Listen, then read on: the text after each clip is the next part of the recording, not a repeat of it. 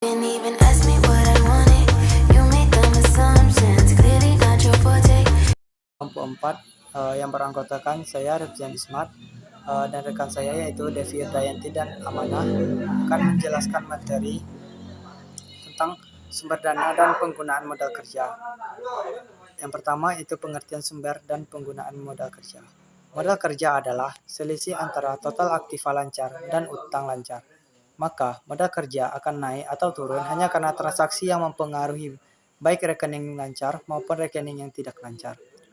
Sedangkan menurut Agnes Sawir, modal kerja adalah keseluruhan aktiva lancar yang dimiliki perusahaan atau dapat pula dimaksud sebagai dana yang tersedia untuk membiayai kegiatan operasi perusahaan sehari-hari. Tersedianya modal kerja yang segera dapat dipergunakan dalam operasi bergantung kepada sifat dan aktiva lancar yang dimiliki.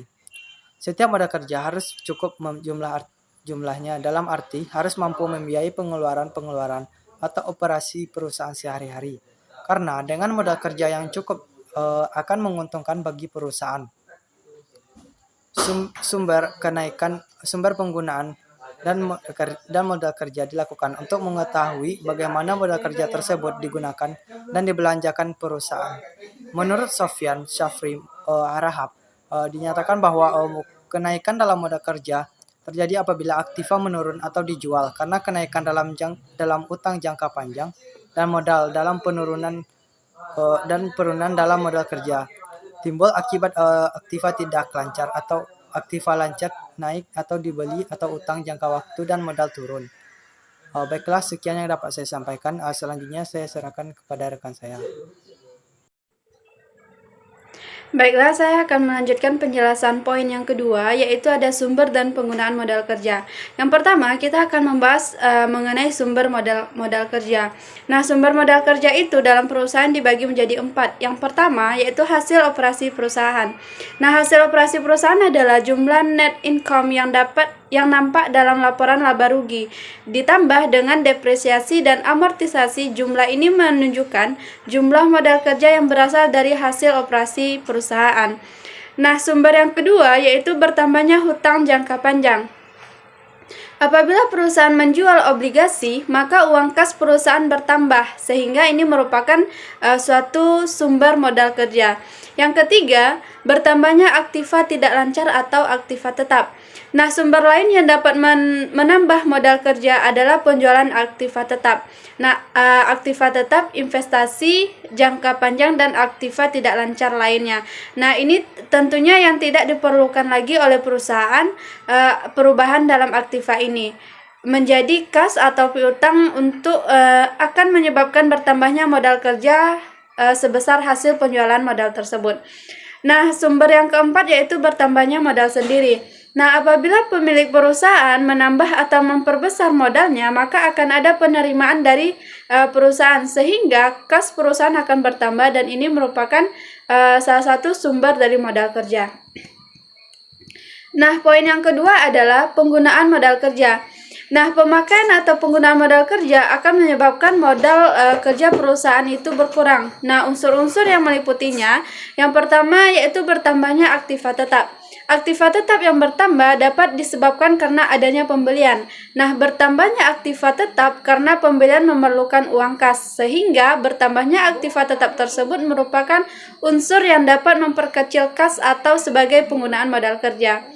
Yang kedua, berkurangnya modal jangka panjang. Apabila perusahaan membeli kembali obligasi yang jatuh tempo atau melunasi hutang jangka panjangnya, maka uang kas perusahaan akan berkurang. Nah, berkurangnya hutang jangka panjang dalam hal ini merupakan penggunaan modal kerja. Penggunaan modal kerja yang ketiga adalah berkurangnya modal sendiri. Nah, jika perusahaan membeli kembali saham biasa atau saham preferen, maka diperlukan sejumlah uang kas. Nah, oleh karena itu, saham yang berkurang berarti modal sendiri berkurang, modal sendiri perusahaan berkurang. Nah, berkurangnya modal sendiri tersebut ini memerlukan kas yang memakan modal kerja. Yang keempat, yaitu adanya pembayaran dividen kas. Nah, dividen yang dibayarkan kepada para pemegang saham artinya properti maupun kas, dividen yang dibayarkan dalam bentuk kas akan mengurangi kas perusahaan.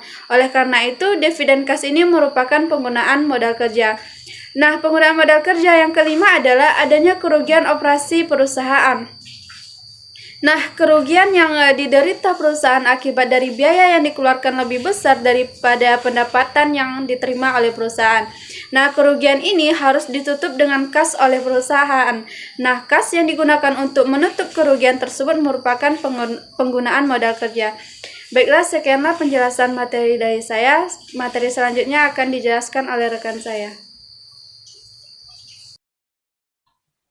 Baiklah, lanjutan materi yang ketiga yaitu mengenai laporan dan penggunaan modal kerja. Di sini analisis laporan sumber dan penggunaan modal kerjanya dengan langkah-langkahnya ada sebagai berikut. Yang pertama yaitu menyusun laporan perubahan modal kerjanya. Laporan ini disusun dari 2 titik waktu dan digunakan untuk mengetahui besar perubahan dari modal kerja tersebut. Nah, yang kedua yaitu mengelompokkan elemen-elemen neraca dan laporan dari laba ruginya yang memperbesar dan memperkecil dari modal kerja tersebut. Langkah yang ketiga yaitu menyusun laporan sumber dan penggunaan modal kerjanya, dan yang terakhir yaitu membuat analisis aliran dana serta mengetahui sumber dan penggunaan dari modal kerja tersebut.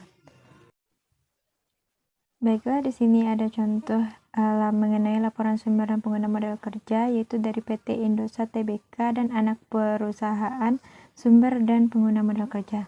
Nah, di sini ada sumber modal kerja yaitu dari piutang hubungan istimewa yaitu terdapat sebesar 13.959.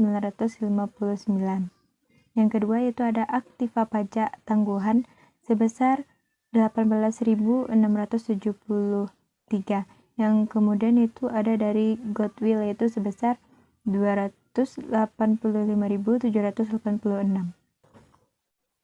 Kemudian ada dari pensiun yang dibayar di muka yaitu sebesar 28.374.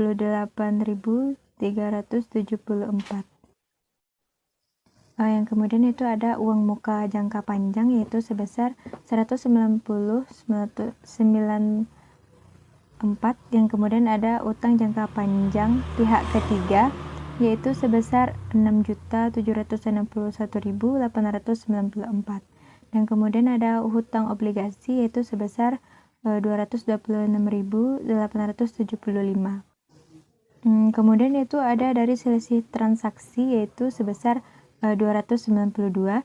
Yang kemudian ada dari selisih kurs yaitu 7.114, dan kemudian ada dari saldo laba yang telah ditentukan penggunaannya yaitu sebesar 20.420. Kemudian itu ada dari saldo laba yang belum ditentukan penggunaannya yaitu sebesar 837.065. Jadi total keseluruhannya yaitu 8.391.356. Kemudian penurunan modal kerjanya yaitu sebesar 151.18, dan kemudian total keseluruhannya yaitu terdapat 8.542.374. Kemudian dari penggunaan modal kerjanya yaitu terdapat investasi pada perusahaan asosiasinya yaitu sebesar 414. Kemudian ada aktiva tetapnya yaitu sebesar 7.821.300. Dan kemudian terdapat juga piutang dalam jangka panjang yaitu sebesar 4.000.